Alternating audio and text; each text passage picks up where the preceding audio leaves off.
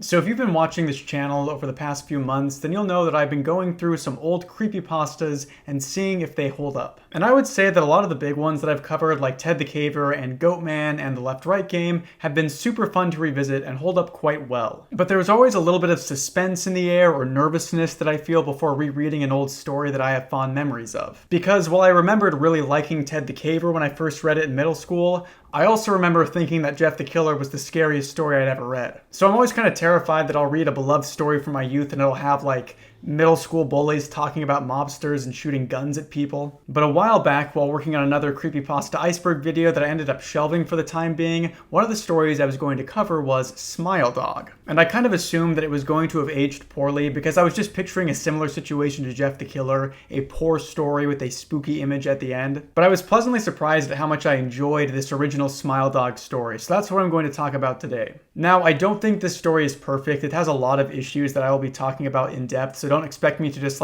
heap praise onto the story. But I did find myself pleasantly surprised at the restraint and cleverness of the story, and I wanted to highlight why I think this story works and something maybe like Jeff the Killer doesn't. Remember to subscribe if you haven't yet. I'm trying to reach 200,000 subscribers by the end of 2026, and I appreciate all the help I can get. But without further ado, let's smile. Dog. Worst transition of all time, but that's okay. So the first thing that I want to talk about in this story is the use of the scary image at the end of it. Now, I personally, up until recently, was really scared of the Jeff the Killer image, but I've never been scared of the Smile.Dog picture. I know that a lot of people find it creepy and that there's another version with exaggerated teeth, but I don't find that one scary either. That's not at all to say that I'm a super cool guy who doesn't get scared of anything, because I'm not at all. Look at me, I'm obviously not a super cool guy. But also, I get scared moderately easily. It's one of the reasons that I love horror so much. It still gets to me even after all of the horror media I've consumed. But in general, I really like mixed media when it's used in horror. I read a book called Hidden Pictures a few years back that was alright, but it used these spooky drawings to great effect. Since you could kind of see through the pages, you would know that a scary picture was coming and it would build up a ton of suspense. I've talked a lot on this channel about these scary stories to tell in the darks books, and honestly, these stories in those books aren't all that frightening, but the pictures and illustrations are so iconic and gross and freaky that it makes the entire experience feel like something that you shouldn't have been allowed to read in the 3rd grade. I would be getting jump scared by harrowing charcoal drawings of a rotting corpse and then head straight outside to play Groundies at recess. What a wild time. All this to say that I think it's really easy for a story to use a scary image as a crutch and not really pay attention to the actual writing of the story itself. But Smile.Dog, for the most part, seems like it wants to be an interesting story first, and then the spooky image is just the final cherry on top, and I think that's super respectable. By the way, I'm going to be reading the entire story in this video, but stopping very frequently to discuss aspects of it, so make sure you're ready for that kind of video. But enough of my preamble yapping, let's get into the story now. I first met in person with Mary E. in the summer of 2007. I had arranged with her husband of 15 years, Terrence, to see her for an interview. Mary had initially agreed, since I was not a newsman, but rather an amateur writer gathering information for a few early college assignments, and, if all went according to plan, some pieces of fiction. A very competent setup here. Since this story is going to be a sort of investigation, we have a setup that gives us context as to why this is even being investigated. I think that having it be a college student looking into this spooky image is a good idea. One could very easily imagine him doing this for just some random assignment in his class. I made a video recently about a Jeff the Killer story where a detective was essentially analyzing a spooky YouTube video that may or may not kill the viewer. And I mean, I didn't die after reading that story, but I suppose Jeff the Killer could just be taking his sweet time before he gets here. But anyways, it was kind of hard to believe that a police detective would spend so much time investigating what would surely be dismissed as a hoax by any reasonable person. But college students don't have to answer to anyone who isn't their professors, so it makes sense our author would be looking into something as strange as this. And honestly, if I knew about a group of people that thought that looking at a particular image made you go crazy, then I'd be wanting to investigate that as well. We scheduled the interview for a particular weekend when I was in Chicago on unrelated business, but at the last moment, Mary changed her mind and locked herself in the couple's bedroom, refusing to meet with me. For half an hour, I sat with Terrence as we camped outside the bedroom door, I listening and taking notes while he attempted fruitlessly to calm his wife. While I do really like this story, it isn't immune from some of the issues of amateur internet writing that are abundant in most creepypastas. There are a couple examples here. First off, we have a random I that shows up before listening. Also, fruitlessly attempted sounds a lot more natural than attempted fruitlessly to me, but that's just personal preference. I should also say that the I before listening sounds like it's there to act as a continuation of the sentence that came before, but I think that starting a new sentence would have been better. But beyond the pedantic pedantic grammar nitpicks, I do like the idea that our narrator is trying to talk with this woman, but she is completely refusing to see him now. The first thing that will come to most readers' minds is that the woman is simply crazy, but this also opens the door for our narrator to be possibly some sort of intimidating presence. The things with Mary said made little sense, but fit with the pattern I was expecting. Though I could not see her, I could tell from her voice that she was crying, and more often than not, her objections to speaking with me centered around an incoherent diatribe on her dreams, her nightmares. That was all one massive sentence stapled together with semicolons, commas, and em dashes, and probably could have been separated to make things a little more neat. But I should also say that the author has given themselves a good amount of plausible deniability by writing from the perspective of an amateur college student. You can kind of excuse when prose sounds like it's trying a little too hard, because it's honestly pretty reflective of a lot of college writers when starting out. And as I've said before, I'd rather a story be overly written and aspirational than severely underwritten and underwhelming. It's a much easier problem to fix over time. Terrence apologized profusely when we ceased the exercise, and I did my best to take it in stride. Recall that I wasn't a reporter in search of a story, but merely a curious young man in search of information. Besides, I thought at the time that I could perhaps find another similar case if I put my mind and resources to it. Mary E. was the sysop for a small Chicago-based bulletin board system in 1992 when she first encountered Smile.Jpg, and her mind changed forever. I really like that this story doesn't waste much time getting into its subject matter. We aren't immediately told about what the Smile.Dog picture is exactly, but we are introduced to the idea of it very early on. A lot of creepypastas tend to over-explain too quickly, and it leads to the intrigue of the story being completely lost. Other stories rely too much on that intrigue and feel very sluggishly paced because of that. I'm currently working on my own little work of internet horror, and I will say that building intrigue without giving too much away is a very, very difficult balance to strike, especially when you have an idea or a concept that you're very excited to share with the audience and don't want to risk them losing interest before you get there. I think this story does a good job of creating intrigue, especially considering the name of the image, Smile.Dog, is strange but also very innocuous. It doesn't sound inherently scary. She and Terrence have been married for only 5 months. Mary was one of an estimated 400 people who saw the image when it was posted as a hyperlink on the BBS, although she is the only one who has spoken openly about the experience. The rest have remained anonymous or are perhaps dead. In 2005, when I was only in 10th grade, Smile.jpg was first brought to my attention by my burgeoning interest in web-based phenomena. Mary was the most often cited victim of what is sometimes referred to as Smile.Dog, the being Smile.jpg is reputed to display. I feel the need to point this out yet again, only because I've been pretty positive about this story so far, but it does feel a little overwritten. By overwritten, I mean that I get the sense that the author is wanting to come across as very verbose and sophisticated, but it kind of backfires. When trying to elevate your writing, it can be very enticing to just pull out the thesaurus and start using fancier synonyms for what are pretty basic terms. And I think there's this idea that most professional writers are constantly writing in ways that are intentionally hard to understand, but I don't think that's true at all. For instance, I've been getting into the works of Chuck Palahniuk lately. He's the guy that wrote Fight Club, and I love his novels so much. I think he's an absolute masterful author. But I would also say that his writing is very easy to understand. It doesn't feel fancy. It just feels very rough and raw and very easily comprehensible most of the time. Now, that doesn't mean that there aren't deeper themes in his novels, because there certainly are, and that's why I love him so much, but those themes are hidden behind clever metaphors and not like complicated prose. So while I do like this story overall, it's kind of impossible not to notice the overly sophisticated writing, and I do think it brings the story down a peg in terms of overall quality, at least in my view. What caught my interest, other than the obvious macabre elements of the cyber legend and my proclivity towards such things,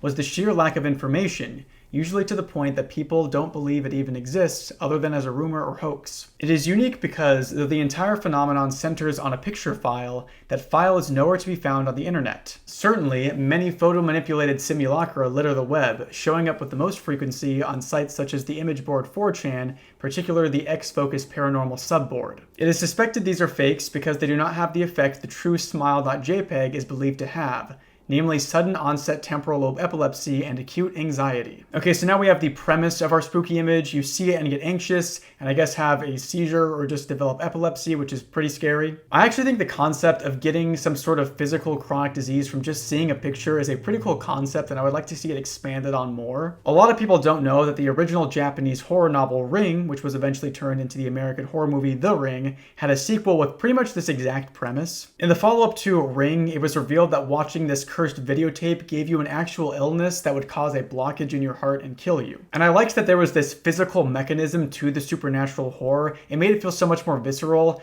Having a girl crawl out of the TV is pretty cool too though. This purported reaction in the viewer is one of the reasons the phantom-like smile.jpg is regarded with such disdain since it is patently absurd. Still, depending on whom you ask, the reluctance to acknowledge smile.jpg's existence might be just as much out of fear as it is out of disbelief. So I recorded this video over 2 days, which is why my voice is about to start sounding very different. Sorry about that. I didn't think it was very noticeable, and then when I was watching it back, I realized it was very noticeable.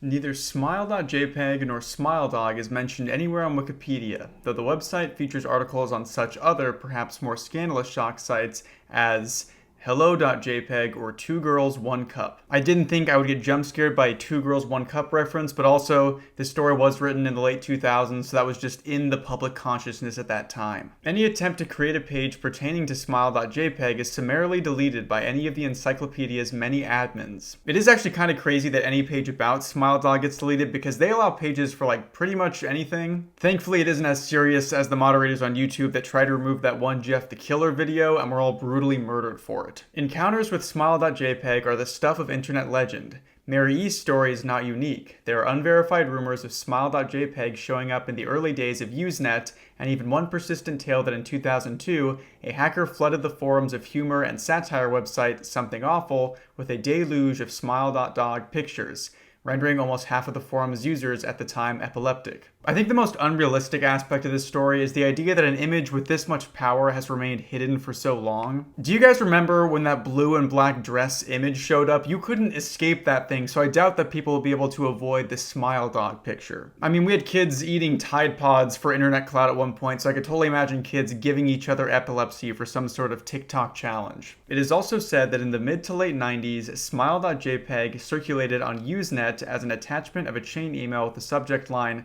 "Smile, God loves you." Yet despite the huge exposure these stunts would generate, there are very few people who admit to having experienced any of them, and no trace of the file or any link has ever been discovered. Those who claim to have seen smile.jpg often weakly joke that they were far too busy to save a copy of the picture to their hard drive. However, all alleged victims offer the same description of the photo. A dog-like creature, usually described as appearing similar to a Siberian husky, illuminated by the flash of the camera, sitting in a dim room, the only background detail that is visible being a human hand extending from the darkness near the left side of the frame. The hand is empty, but is usually described as beckoning. Of course, most attention is given to the dog, or dog creature, as some victims are more certain than others about what they claim to have seen. The muzzle of the beast is reputedly split in a wide grin, revealing 2 rows of very white, very straight, very sharp, very human-looking teeth. I think that describing the image in this way is actually pretty smart because it builds up more tension and suspense in the reader's mind. As I've said before, I don't find this image scary at all, but the author is kind of gaslighting me into thinking it's scary with this description, so job well done. Mary E, I assumed, was not on effective medication. That was why, after my visit to her apartment in 2007, I sent out feelers to several folklore and urban legend-oriented news groups, websites, and mailing lists, hoping to find the name of a suspected victim of smile.jpg who felt more interested in talking about their experiences. For a time, nothing happened, and at length I completely forgot about my pursuits since I had begun my freshman year of college and was quite busy. This is kind of confusing timeline-wise. I thought that this person was like a journalism student in college, but I guess they started college after trying to interview Mary E, so that's a little bit confusing. So my guess is that they were just interviewing Mary E because they were interested in the subject matter, not because it was for like a specific assignment. Mary contacted me via email, however, near the beginning of March 2008. Dear Mr. L, I am incredibly sorry about my behavior last summer when you came to interview me. I hope you understand that it was no fault of yours, but rather my own problems that led me to act out as I did. I realize that I could have handled the situation more decorously, however, I hope you will forgive me. At the time, I was afraid. So this email highlights an issue with this story that I see pretty often in a lot of writing, and that is the lack of differentiation between the voices of the characters. Mary talks exactly like our narrator does. She even uses the word decorously. Like, no one uses that word unless you're Dylan from Severance. The bigger issue with Mary speaking so fancily is that it casts doubt on the idea that this story is intentionally being written pretentiously to mimic an artsy college student. Now that we know that every character talks like they're in Pride and Prejudice, it makes it harder to avoid rolling your eyes a little bit when the author continues to write so formally. I don't want to make it seem like formal writing is bad because it's not. I just think that true formality sounds like innately authentic, and I'm not getting that vibe from this story so far. You're also kind of fighting an uphill battle when you're trying to write so fancy and your story's literally called Smile.Dog. That's a losing bet to start with. You see, for 15 years, I have been haunted by Smile.jpg. Smile.Dog comes to me in my sleep every night. I know that sounds silly, but it is true. There is an ineffable quality about my dreams, my nightmares, that make them completely unlike any real dreams I have ever had. I do not move and do not speak. I simply look ahead, and the only thing ahead of me is the scene from that horrible picture.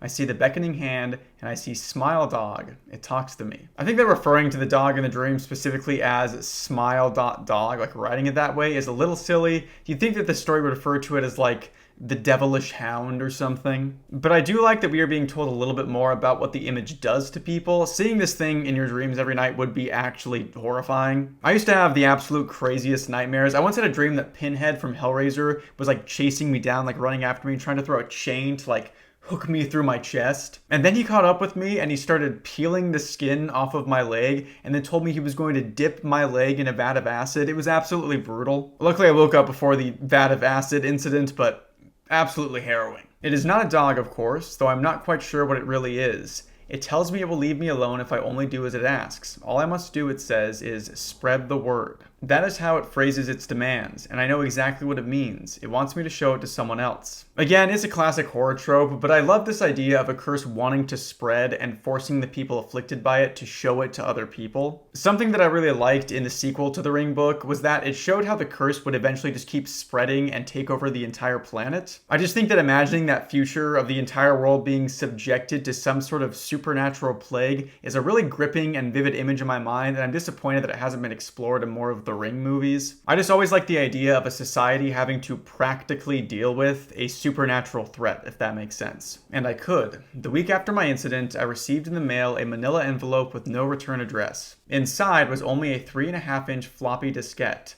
Without having to check, I knew precisely what was on it. It's kind of wild that this story seems to have been written at a time when floppy disks were still around. That feels like forever ago, but I guess I used them when I was a kid, so it can't have been that long ago. I thought for a long time about my options. I could show it to a stranger, a coworker. I could even show it to Terrence, as much as the idea disgusted me. And what would happen then? Well, if Smile.Dog kept its word, I could sleep.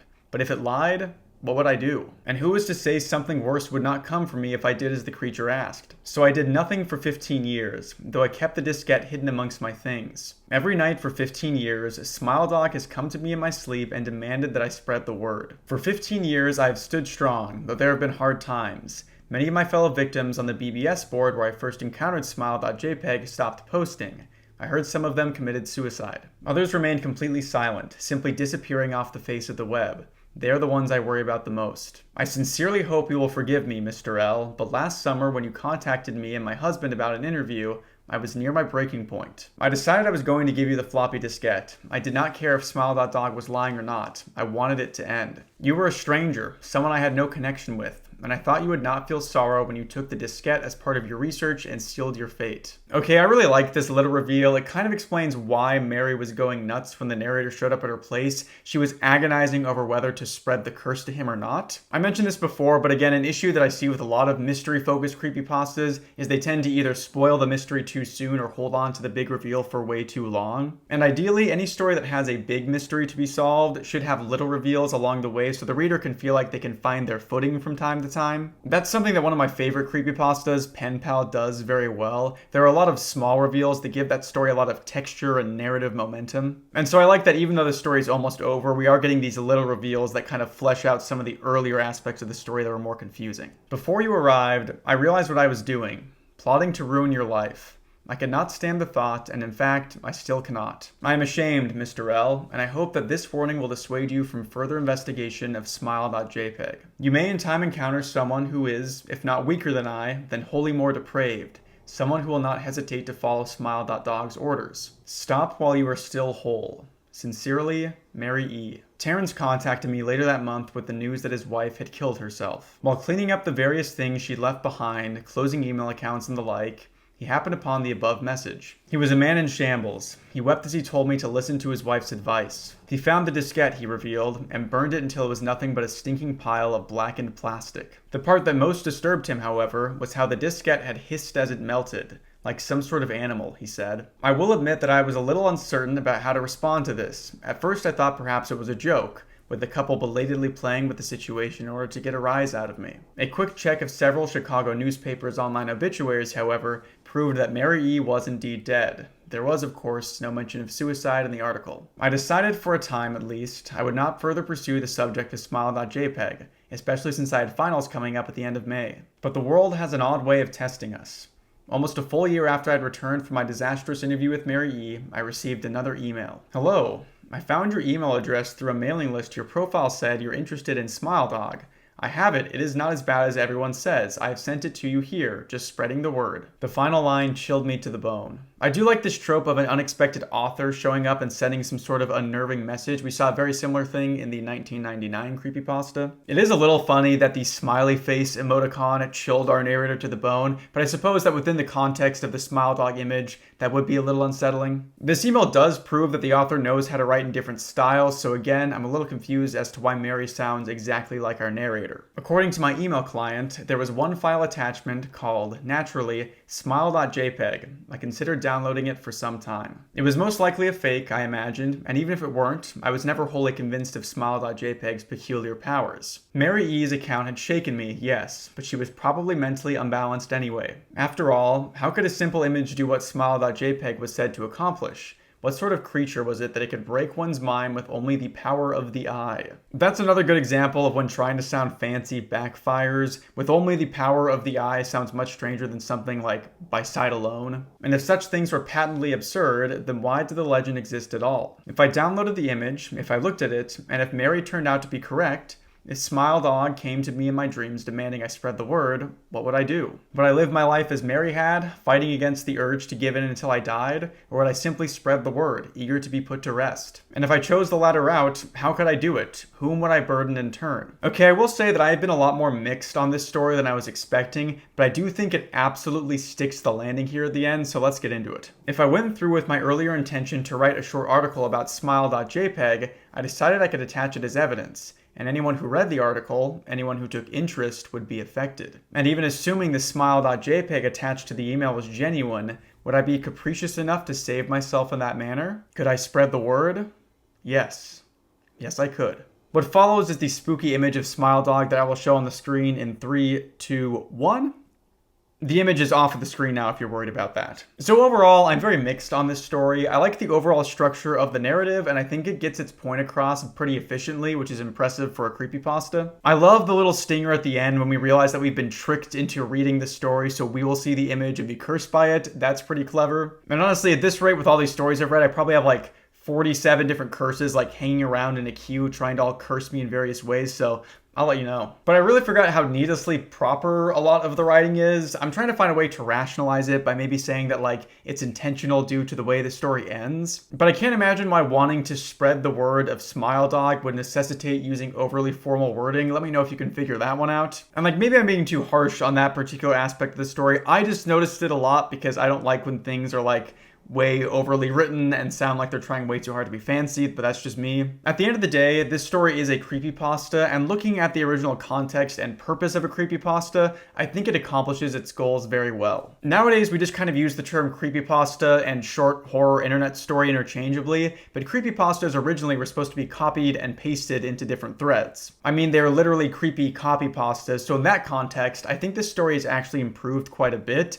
It reads like a genuine copypasta. I also like that this story is so short. I love reading longer internet horror stories, which you can see by some of my absurdly long videos, but sometimes you just want something you can get through in like 5 minutes. I know that means that this video is going to be weirdly short, but I'm back on the horse now. I'm going to start making more longer content pretty soon. I was just in a bit of a slump. But let me know what you guys thought of Smile.Dog. Does the picture creep you out? Do you think I was being too harsh on it? Let me know in the comments down below. Again, if you liked this video, then remember to subscribe. I'm trying to hit 200,000 subscribers by the end of 2026, and I could use all the help I can get. Also, let me know what you think of this new like camera angle that I'm using. I got a new camera that should be like higher quality, but it does make the albums in the background blurrier. I don't know how to fix that, so let me know what you guys think. A massive thank you to all my gold tier channel members: Lucas Fernando, Chris Lamb, Tyler the Leper, Blue Radio Media, Miss Troy 16, Cherry Shark, Starlight Pink, Jackson Moore, Amanda Castillon, Arcade Link Author, The Official Gar, Sasso, Wybab Flow, Hi, Jenna Berry, Samra, Laura Gonza, Ben Best, Classic Pats Games Plus, Mary Elizabeth, The Next Sim, Digital Fox, Sherbert, Emilio Nomura,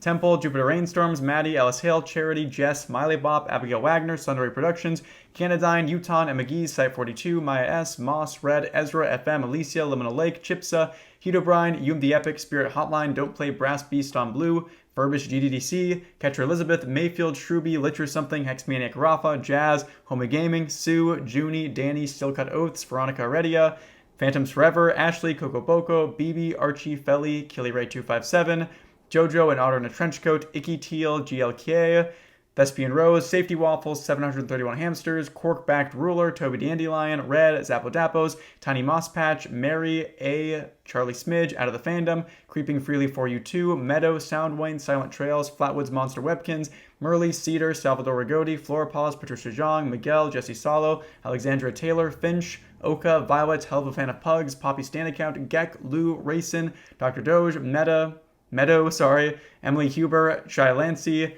Cat Hughes, Rosie Vess, Leo, Marcus Cliver, Uneven Pineapple, Commissar Dorothy, Trista May, Jesse King, Jinsulia, Silent Trails, Nathan Lawrence, Big Al Upine, Hollington, and Tyler Wilson. Thanks again to everybody for supporting the channel, and again, sorry that I've been in a slump lately. I've been making some shorter videos and less frequently. I'll have some longer stuff up soon when I feel more inspired. If you have a story that you'd like me to cover, then please let me know in the comments. I've got a couple stories in mind that I'm going to do some videos on coming up, but I always appreciate the suggestions. But that's going to do it for the video, so thanks again to everybody for watching, and I'll catch you in the next one. See ya! Take me up again, let me see the stars. Is there life on Mars? 'Cause I've run out of luck here on Earth. I'm a wanderer. Another trip around the sun makes these memories flood, and I could wash it down with the atmosphere. You're cool blue and crystal clear.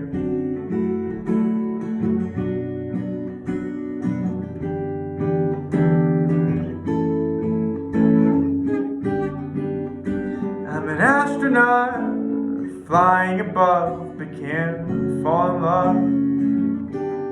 Floating alone, brave enough to see the cosmos, too scared to say hello. And I know one day I'll be gold